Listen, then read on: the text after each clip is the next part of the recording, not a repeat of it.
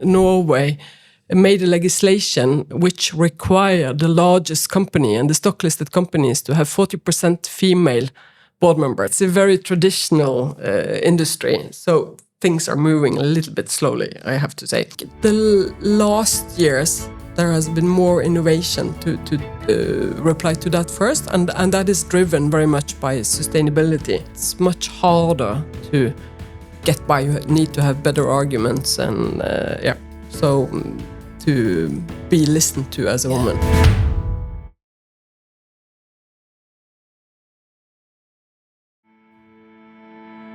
Welcome to another episode from Women in Ports, and today it's an honour to introduce Toril Eidesvik, who is a leader in maritime governance, sustainable innovation and corporate stewardship, and in her career spanning executive roles in the legal, finance, shipping and green technology sectors. She's championed solutions that drive environmental responsibility while fostering economic growth. As a board member of the Port of London Authority, SEAM and several other organisations, she plays a crucial role in advancing climate-conscious strategies. Beyond her contribution to sustainability, she's a strong advocate for women's leadership, demonstrating the impact of diverse perspectives in influencing global trade and maritime industries. I'm delighted to welcome her today and also for finding time in her really busy schedule all the way from Norway. Toril, welcome. Thank you very much. It's a pleasure to be here and a big honor. Thank you. Thank you for coming. And all I'm wondering is how we are going to cram the insights from your career into the next 30 minutes, but let's try. So really, if we can start, could you share the story of your journey into the UK ports industry? What drew you initially, and was the reality, did that align with what you expected? I can say that is a bit of a miracle that I ended up in the PLA, and it actually it was for me. It was very easy in a way because I was approached by the headhunter, but he called me at the time when I had quit my job, or I had made an agreement that I would terminate because we had just done delivered an acquisition of most of the company that I had been heading. So there was little work left for me, particularly in Bergen, where I live, and where we had a headquarter. So I sort of downsized myself, and I was approached by this headhunter, and he asked me if I had heard about the PLA. And I had heard about the PLA, which was not maybe something to expect, but it had been, first time I heard about it was, I think, in 2013 or something. It was a lady called Elin Hurvenes. She was very early to create a network for women for boards. And she did that already in 2004, 2005, I think, when Norway made a legislation which required the largest company and the stock-listed companies to have 40% female board members. Wow. So overnight, all the Norwegians boards needed those women, and I was one of the lucky ones who were in the right place. And I was a lawyer then, so I think they found that was presentable in a way. So being in the right place and at the right time. So I was asked to sit in one board, and then I was asked for another one and another one. So yeah, there was a big lot of luck, I have to say. But okay, so she started then this board network, but I had an encounter with her then, but I really met her in 2013-14, and she told that she had the venue here in London, where she had presented Norwegian board women for some boards, for some chairs of some organizations here, because she very soon got an international base for her work, because it wasn't anything like it anywhere, I think, because I think Norway was really a pioneer on that. And I remember that she told me about Anette Malm Justad, who I just had heard about, because we were, at the time, we were the only three women in Oslo Stock Exchange that were heading CEOs at the stock exchange at that time. So I knew of Anette, but I never met her. And she told me that Anette had made good connection with the chair of the PLA in London at that venue, and that she was appointed as a board member at the PLA. And I remember that I thought, wow, that must be amazing. That is never going to happen to me. So when this headhunter was calling, it was like, yeah, I can't really, I don't have words for how that felt. So, and then I was appointed. So, very cool. So. You describe yourself as lucky, but this you were approached by a headhunter who would obviously knew of your caliber, irrespective of the need under Norwegian regulation, and maybe you can tell us a little bit about your prior experience in the maritime and marine industries, because you come with a long history of experience in the sector. Yeah, I actually grew up with ships in the garden, I would say. So, and my father was a fisherman when he was a captain on a fishing vessel, a long liner fishing vessel, when I was a kid. And I studied maritime law, so I had sort of been to the industry, and I've been working on a vessel, in the seismic vessel in the North Sea. So I have 15 months experience from shipping, or from a boat. So at one time I thought that I should collect the seafarer's pension, but that took 150 months. So then I thought, okay, I skipped that one. And then I worked as a lawyer with maritime law and financing of shipping.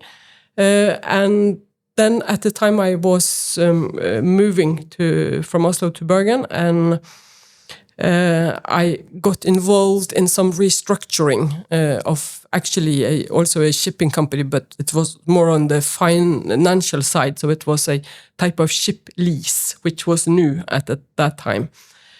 So I did that for a couple of years, and then came this law, and I was asked to sit in these boards, and among them a reefer company. And at the time we changed the CEO, and I took the position temporarily.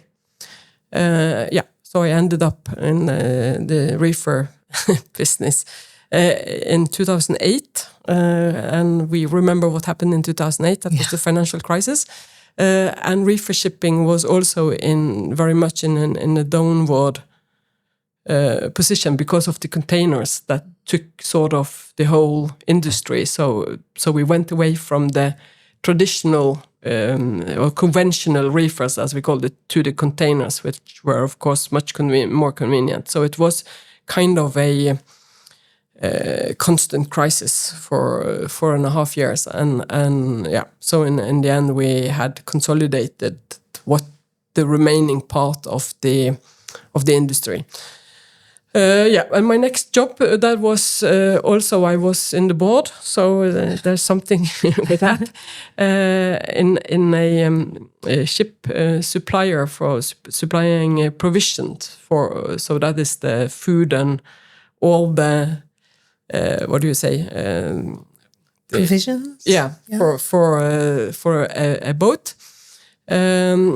And we also, there was a need for a CEO, and I took the position, and I was there for a year. and we sold the company then to a Dubai-based company in the UAE, of course, and I also left that one because I figured out that you woke up on Sunday at 9, and in Dubai they had been at work for 3 hours, and on the Sundays, and they expected a reply within 2 hours or something like that. And I thought, okay, this is not what I'm going to do for the rest of my life here. So then I had board positions for a period, and then I was again in the board of a company called TTS, who deliver or a supplier of cargo handling solutions for the shipping industry and just shipbuilding industry, or they were the ones that we sort of sold to. But of course, it was the ship owners in the end that were sticking with the gear and the equipment. So that was very interesting. We had activity in 16 different countries, very big activity in China. Yeah. And we were on all the continents except for, not all the continents, 3 continents. But there were quite a big operation. But that was sold, and that was when we had delivered the company, and I knew that I was just going to finalize sort of all the after work and so on after the sale. And then that was when I was approached by the headhunter for the PLA. So that's And how did you find? So you joined the Port of London, which the name suggests it's a port. It's not actually. It's an authority. So did that give you another perspective in the maritime industry? Yeah, because that was interesting, because I've been from when I was in the shipping line, we visited a lot of ports because it was very important for us, particularly important actually, because it was fish and a little bit there was it was important to treat the fish correctly and so on. So I've been in Nigeria and Lagos and in the Baltics and different places and visiting ports. So that was what I expected the Port of London was. When I Googled it and saw that the terminals, I thought that they somehow belonged to the PLA. Yeah. But I figured that was, of course, not the case.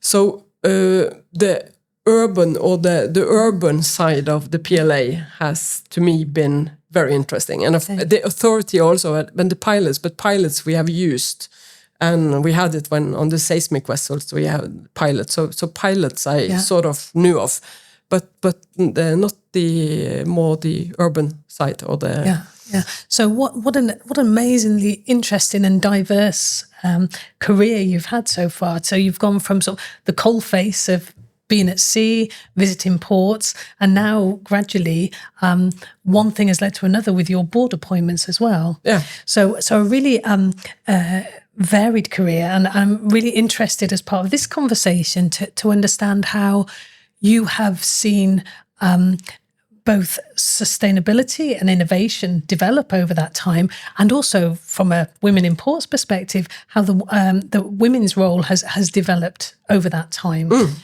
maybe from those early stages of 2005 to the modern day.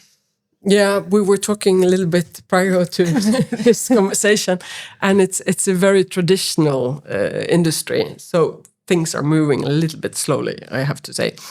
But there are, I think the last years, there has been more innovation to reply to that first, and that is driven very much by sustainability. So there has been a need to do things differently from what they have done before, which is also very good financially for the companies, because fuel is one of the highest cost as a shipping operator. So they have been pushed to do something about it, has had good consequences, and I think eventually also gives a little bit better reputation in a way to the environmental or to the ESG agenda in general. So that is a good thing, but generally too slow, I have to say. That's and when it comes to women, the situation is more or less the same. But I think for me, I approach it as an executive directly.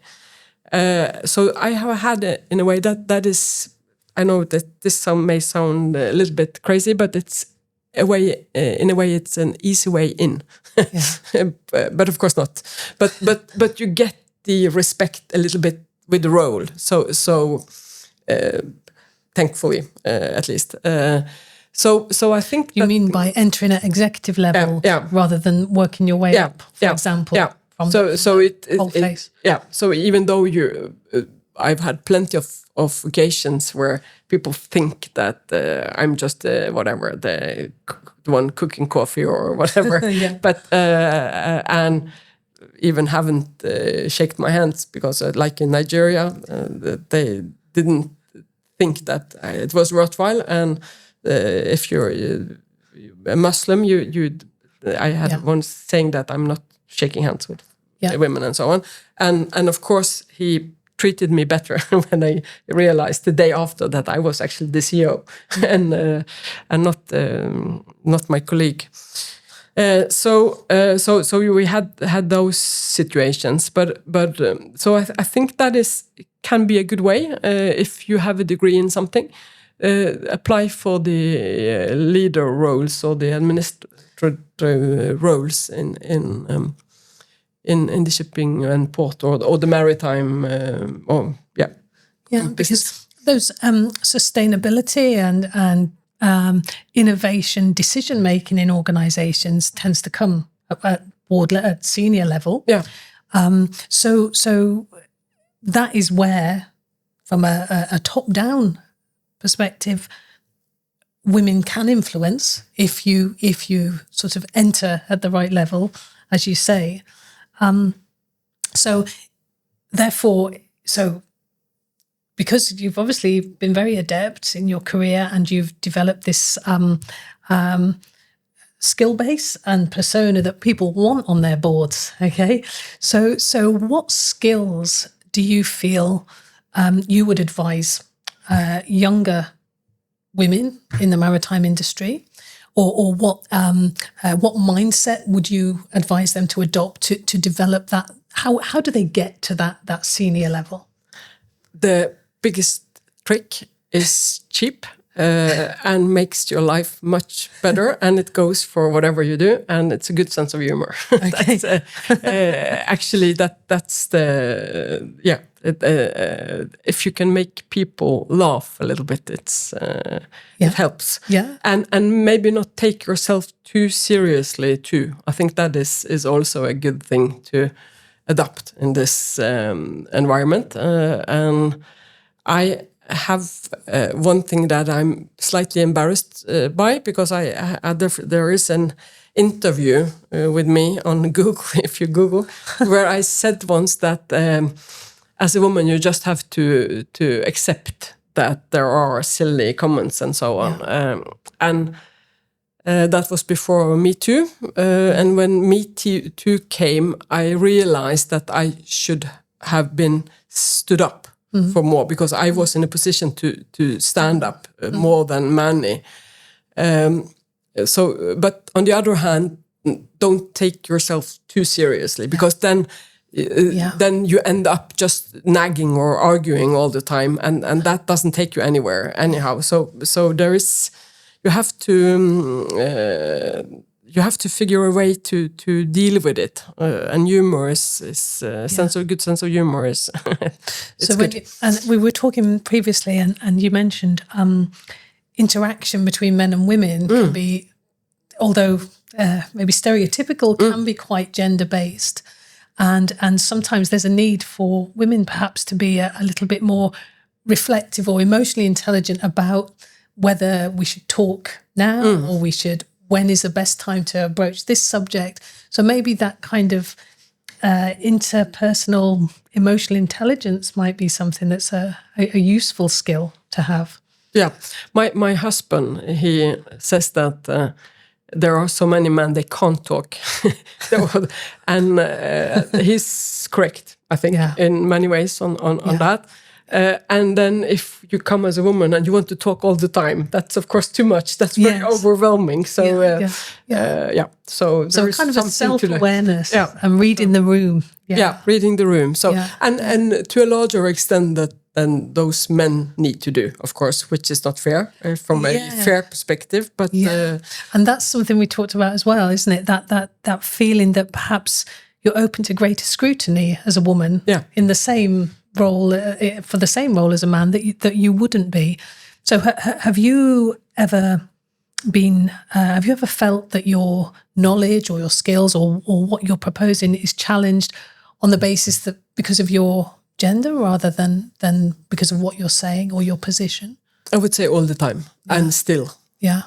So it's much harder to get by. You need to have better arguments and so to be listened to as a woman. Not everywhere, so things are definitely improving, but there is an authority gap, and it's actually a book called with that title by an author called Marianne Stighott. Yeah. So she it's very familiar when you read it. So it's like you reckon everything she says. You acknowledge that you can see the point she's making. Does she give you strategies for coping with that?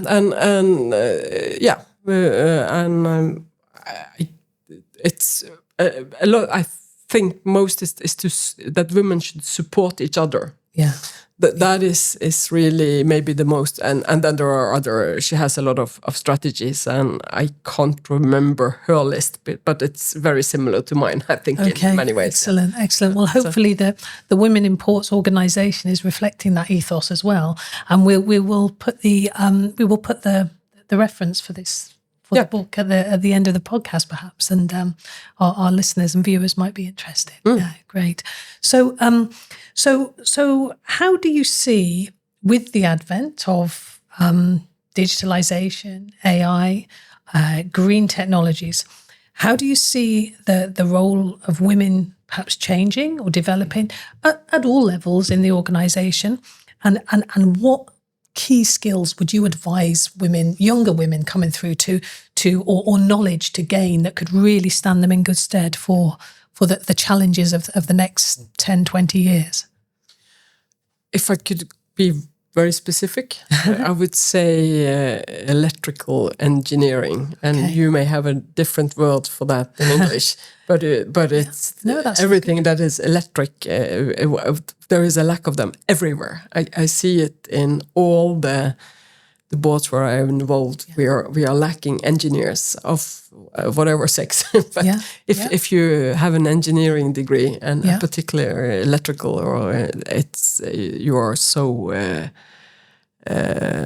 popular. So it's So and I think it's quite cool. And with all AI and digitalization and everything, that is going to be very, very important. So those basic electrical engineering skills are going to underpin the Internet of Things and how our hardware and infrastructure supports the AI generation and the digitalization. Well, that's really interesting. I'm sure our listeners and viewers will be really, really interested in that.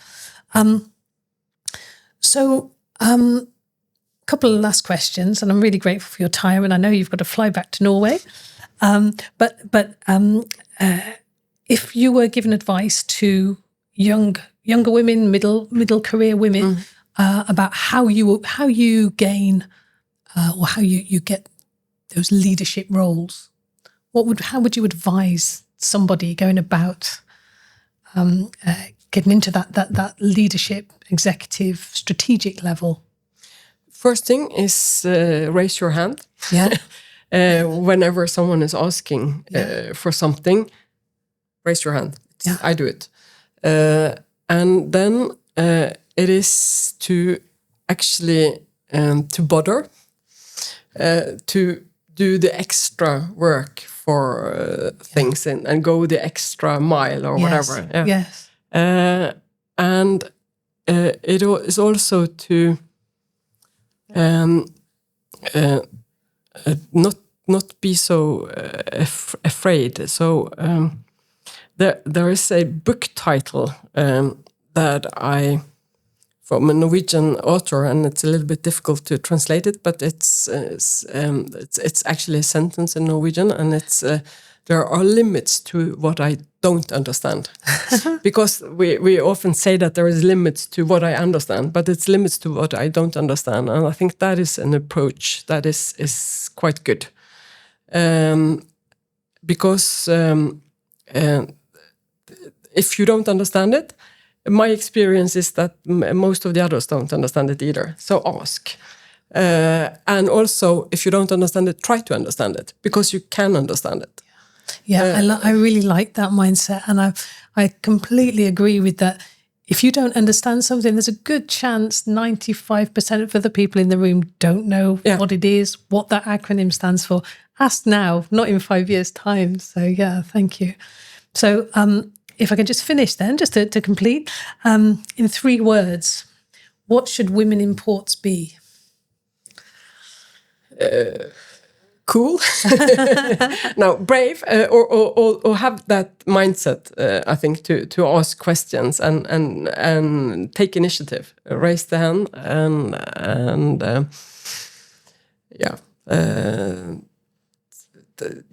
And I think something that I've gained from you in this conversation and previously is a belief in your own voice. Yeah. And a belief that you have a value and a right to be in that place. Yeah. And just be strong. Yeah, that's well said. Yeah. So, well, Toril, thank you so much, and look forward to meeting you again somewhere in the maritime world. But in the meantime, safe trip back to Norway, and thank you so much again for making time for us today. Thank you very much for having me. It's my first podcast ever. You were an excellent interviewee. Thank you.